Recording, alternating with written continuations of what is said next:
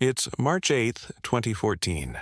Captain Zahari Ahmed Shah sits in the cockpit of Malaysia Airlines Flight 370, running through his final checks. The Boeing 777 is loaded with 239 souls on board. Passengers settle into their seats, flight attendants secure the cabin, and everything appears routine for what should be a straightforward 6-hour journey from Kuala Lumpur to Beijing. At 12:41 a.m., the aircraft pushes back from the gate. The engines roar to life, and within minutes, MH370 is airborne, climbing into the darkness above Malaysia.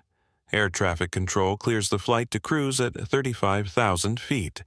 The passengers drift off to sleep, unaware that they're about to become part of aviation's greatest mystery. Then, at 1:19 a.m., something happens that changes everything. The last routine communication comes through the radio. "Good night, Malaysia 370. Just 2 minutes later, the aircraft's transponder goes silent.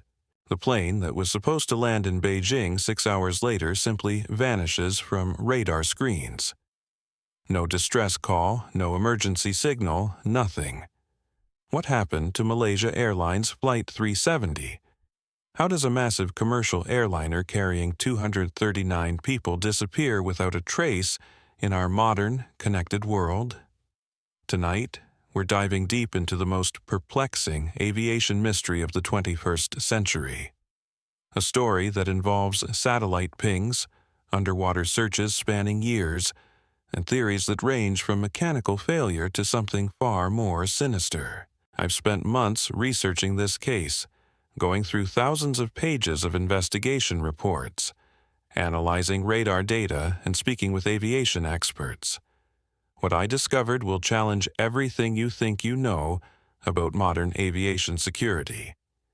We're going to trace the final hours of Flight 370, examine the evidence that investigators found, and explore the theories that have emerged over the past decade. But I have to warn you, by the end of this investigation, you'll understand why this mystery has haunted families, aviation experts, and investigators for years. The story begins with what should have been a routine red-eye flight. Malaysia Airlines Flight 370 departed Kuala Lumpur International Airport at 12:41 a.m. local time on March 8, 2014. The aircraft was a Boeing 777-200ER, one of the most reliable wide-body aircraft ever built. Captain Zahari Ahmed Shah, 53, had over 18,000 flight hours and an impeccable safety record. His co-pilot, Farik Abdul Hamid, was 27 years old and relatively new to the 777, but he was completing his final training flight before being certified to fly the aircraft independently. The passenger manifest told a familiar story of international travel. There were 153 Chinese nationals heading home to Beijing, 38 Malaysians, and citizens from 12 other countries. Among them were 2 young Austrian men, or so their passports claimed. We'll come back to that detail later, because it becomes crucial to understanding what investigators initially thought had happened. For the first 40 minutes of the flight, everything proceeded exactly as planned.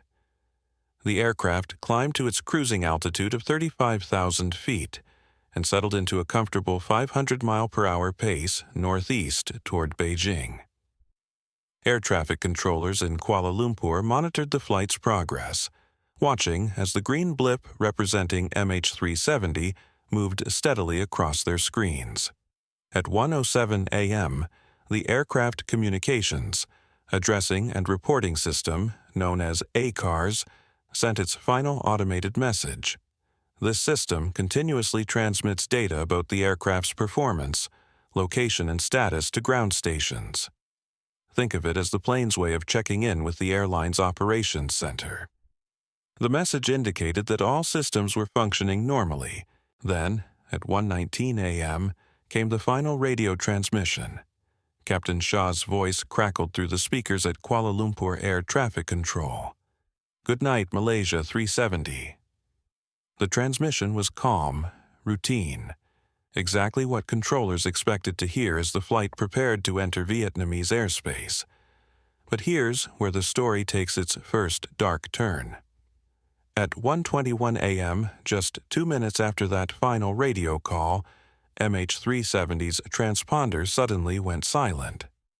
The transponder is essentially the aircraft's identification beacon, broadcasting the plane's location, altitude, and flight number to air traffic control radar systems. When it stopped transmitting, the aircraft effectively became invisible to civilian radar. Air traffic controllers in Kuala Lumpur initially weren't alarmed. Aircraft sometimes experience brief communication failures, and the plane was about to be handed off to Vietnamese air traffic control anyway. But when Vietnamese controllers reported that MH370 had never checked in with them, the first seeds of concern were planted. What happened next would only deepen the mystery. While civilian radar had lost track of the aircraft, military radar installations continued to detect an unidentified aircraft moving in an unusual pattern. The Malaysian military's primary radar, which doesn't rely on transponder signals, tracked an unknown aircraft that appeared to turn back toward the Malaysian peninsula. This radar contact showed the aircraft making a sharp left turn, deviating dramatically from its planned route to Beijing. Instead of continuing northeast toward China, the aircraft was now heading west, back across the Malaysian peninsula. The radar tracked this unidentified aircraft as it flew over the town of Kota Baru, then across the peninsula toward the Strait of Malacca. But here's the crucial detail that investigators wouldn't discover until much later. The aircraft wasn't just turning around randomly. The flight path showed deliberate navigation, following established airways and avoiding detection by Indonesian radar systems. This wasn't the erratic movement of a disabled aircraft, but rather the calculated course of someone who knew exactly what they were doing. The last military radar contact occurred at 2:22 a.m., more than an hour after the transponder had gone silent. The aircraft was northwest of Penang Island, flying at approximately 35,000 feet.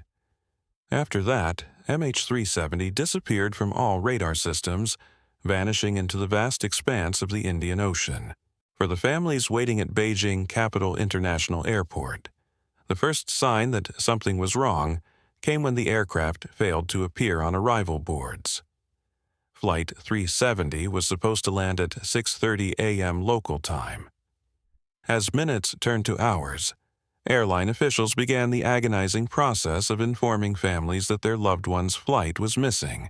The initial search efforts focused on the South China Sea, along the aircraft's planned route to Beijing.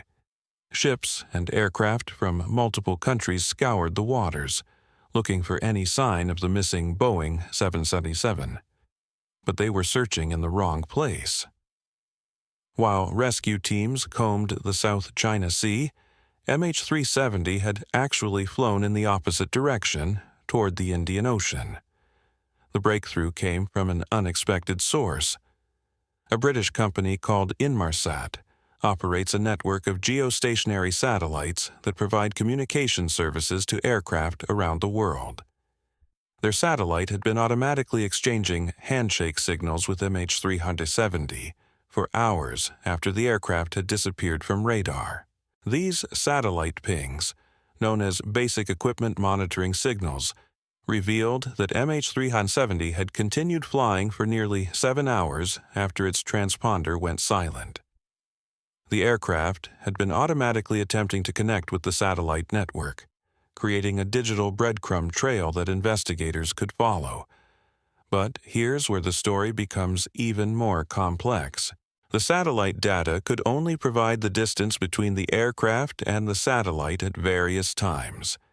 Think of it like drawing circles on a map, where each circle represents all the possible locations the aircraft could have been at a specific time.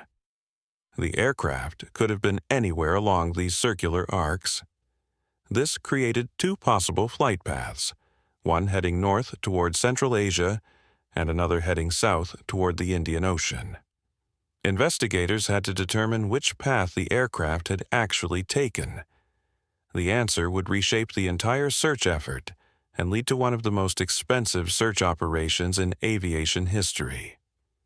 The implications of this satellite data were staggering.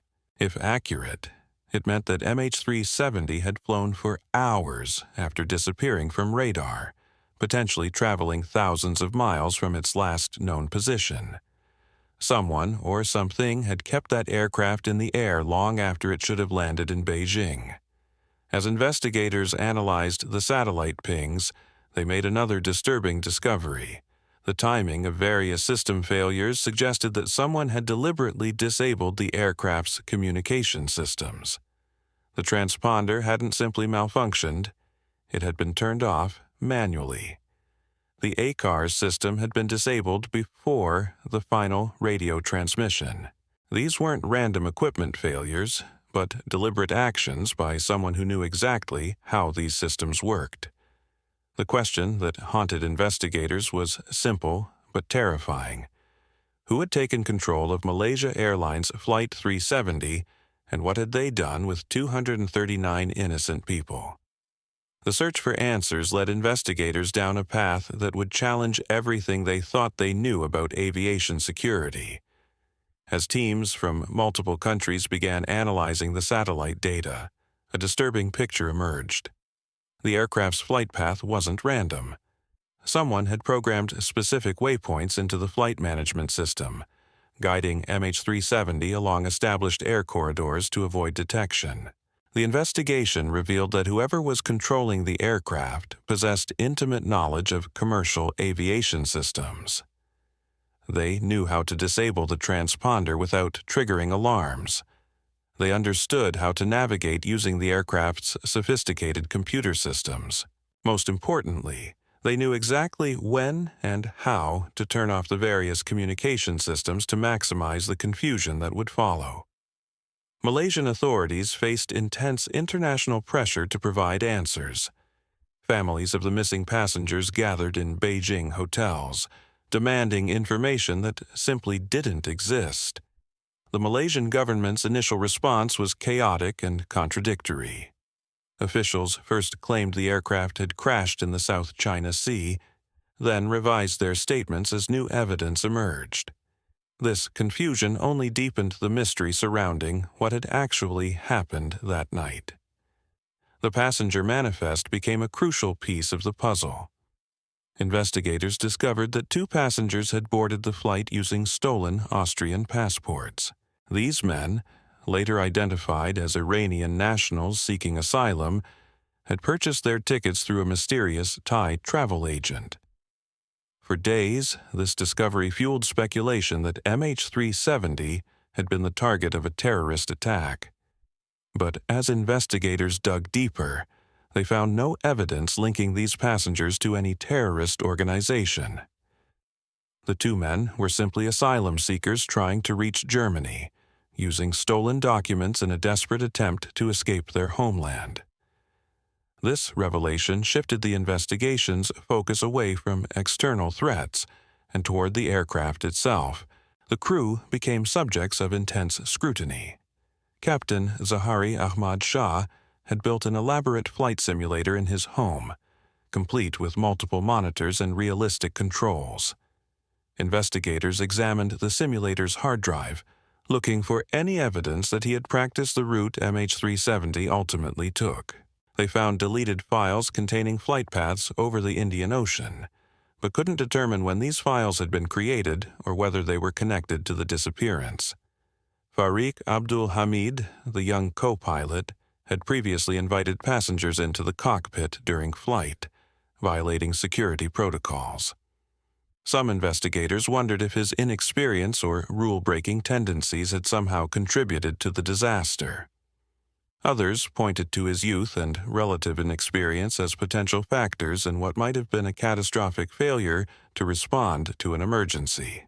The Boeing 777 itself underwent exhaustive analysis. Aviation experts examined every known case of mechanical failure involving the aircraft type. They studied the possibility of electrical fires, decompression events, and catastrophic structural failures. But none of these scenarios could explain the deliberate course changes and system shutdowns that the evidence clearly showed. As the investigation progressed, the satellite data analysis became increasingly sophisticated.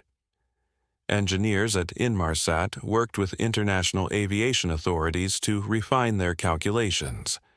They analyzed the Doppler shift in the satellite signals, which could reveal whether the aircraft was moving toward or away from the satellite. This analysis strongly suggested that MH370 had flown south, toward the Indian Ocean. The search area was massive, covering some of the most remote and treacherous waters on Earth. The southern Indian Ocean is known for its violent storms, towering waves, and crushing depths. If MH370 had indeed crashed there, finding the wreckage would be like looking for a needle in a haystack the size of Australia. International search teams deployed cutting-edge technology in their hunt for the missing aircraft. Autonomous underwater vehicles scoured the ocean floor, their sonar systems mapping every ridge and valley. Ships dragged sophisticated listening devices through the water, hoping to detect the emergency beacons that should have activated when the aircraft hit the water. The search operation became the most expensive in aviation history, costing hundreds of millions of dollars and involving assets from a dozen countries. For months, ships and aircraft combed the vast expanse of the Indian Ocean, following leads that invariably led to dead ends. Floating debris turned out to be shipping containers or natural materials. Underwater contacts proved to be rock formations or sunken vessels from decades past. Meanwhile, theories about what had happened to MH370 multiplied and evolved. Some investigators believed the aircraft had been hijacked, either by terrorists or by someone with access to the cockpit. Others suggested that a catastrophic fire or decompression event had incapacitated the crew, leaving the aircraft to fly on autopilot until it ran out of fuel. The most controversial theory centered on the possibility that one of the pilots had deliberately crashed the aircraft. This scenario would explain the systematic shutdown of communication systems, the deliberate course changes, and the aircraft's final flight path toward the remote Indian Ocean. But it also raised uncomfortable questions about aviation security and the psychological screening of commercial pilots. Families of the missing passengers struggled with the lack of concrete answers. Without wreckage or bodies, they couldn't grieve properly or find closure. Some refused to accept that their loved ones were dead, clinging to increasingly unlikely scenarios involving secret landings on remote islands or hidden military bases.